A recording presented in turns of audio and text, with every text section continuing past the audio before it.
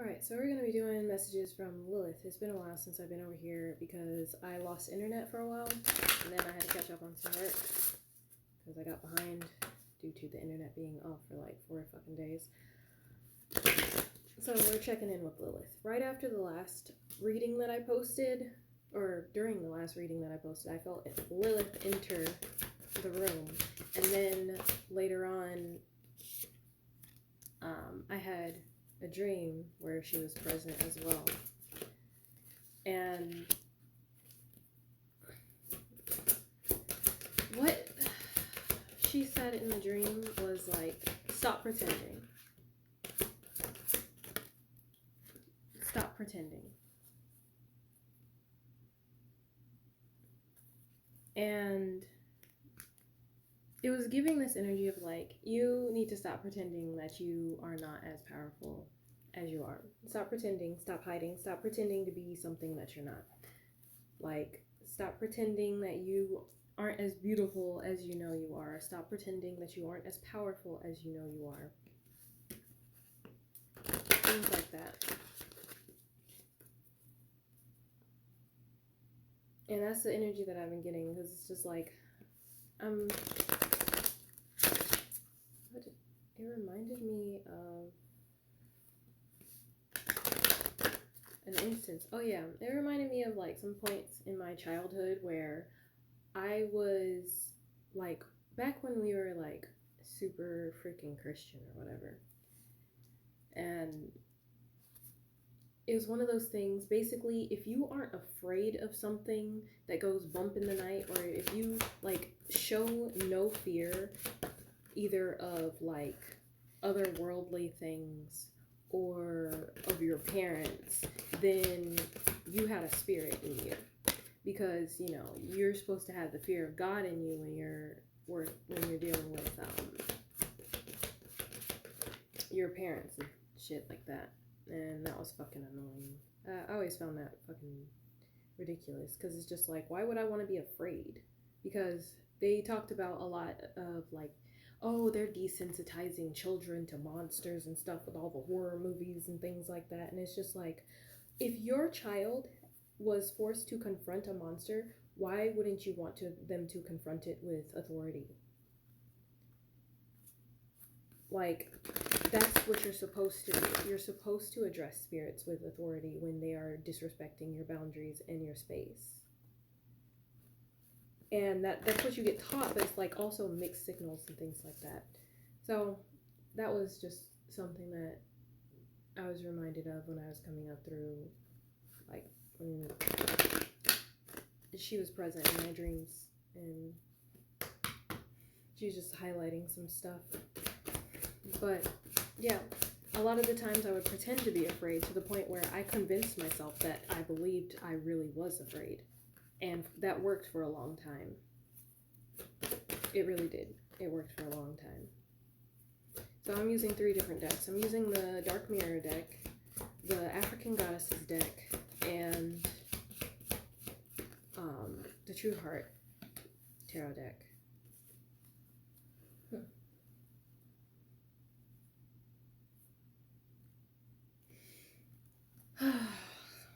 So, going along with Start Pretending, the first card we have in the Dark Mirror is Downcast Pride. Now, this is a card about like the gist of the card is like, bending becomes an like excuse for bending. Basically, every time, you know, someone doesn't like something, then you adjust to whatever it is that they are. Like with personal power, you always get told to like, oh, you need to be humble and all of that stuff. But if you don't balance that humbleness with taking pride in yourself, then you're not defending yourself. You're not like having that sense of self to where it's just like, no, I'm going to protect myself above everybody else. This is like people-pleasing energy. You don't want to end up in people-pleasing energy. So a healthy level of pride is necessary, but not too much, or else you end up like a narcissist in like the worst of ways. But that's what I'm getting here. And the next card came in reverse, Naked Before the Stars. And this is a card of like self-acceptance. So when you don't accept yourself, you leave yourself open to bending to other people's will, to being a people pleaser. You have to learn to accept yourself so that you don't keep bending to what everybody else wants you to do rather than who you really are. And you need to get to the bottom of like who you are at your core in order to establish that firm sense of self, which allows you to create those boundaries that allow you to protect yourself. And then we have Atonement in reverse. So you're not being punished. Like, it might feel like it because you might be going through a lot of pain. She has like 11 swords in her back. But you're not being punished.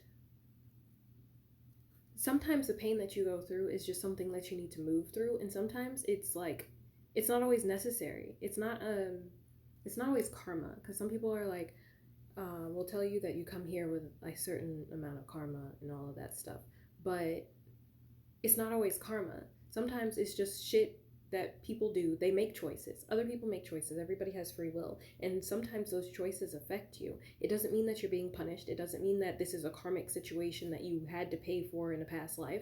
Sometimes people just make shitty choices and you happen to be affected by it.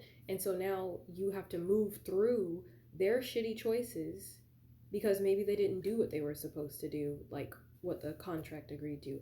Because even if you chose this life, and you had certain contracts with people to do certain things, they still have free will and they can go against those contracts that they previously made before they came here. So when it comes to that, it's not always, oh, well, you had a contract where this person was supposed to beat you up and then you were supposed to move on from there and just learn from it. That's not always the case. Sometimes the most devastating things for those of you who resonate with like you choosing the entirety of your path is that they didn't do what they were supposed to do. They were supposed to help you through something. They were supposed to be a teacher, a mentor, whatever. And sometimes instead they choose not to help you along. They want to take the success from you. So instead of teaching you properly, they take your ideas as you're sharing them when they're supposed to be like helping you cultivate this skill or these ideas. And then in the African Goddesses deck, we have Celestial Alignment. Now is your time. This is a really good time. You see the rainbow? That's like a full alignment of all chakras. This feels very abundant, very bright, like a change, a big change, like a change beyond just the physical world. It's a very celestial change. A universal change. Something moving you up towards the light. I might have to do a part 2 because we're running out of time.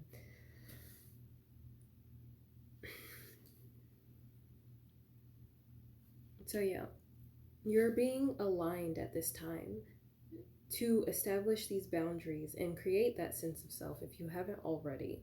And if you have already created your sense of self, you're being asked to keep that in mind, to hold that at your core, because a lot of the times we still diminish ourselves. Even after we've cultivated exactly who we are, we still get around other people and fall back into the old patterns. You're being asked not to do that. You're being told not to do that. Like, no more hiding, no more pretending. You're going to be as powerful as you are. That's it. There's no ifs, ands, or buts about it. You are meant to step into the sun. You're meant to step into the sun. And then we have like Queen Nefertiti in reverse, which is alchemy. Not all the bad energy was meant for you to alchemize. Sometimes you just need to move away from it. Sometimes you just need to just completely disconnect from it. And we're just going to do part 2 because I'm not about to rush through the last few seconds of this.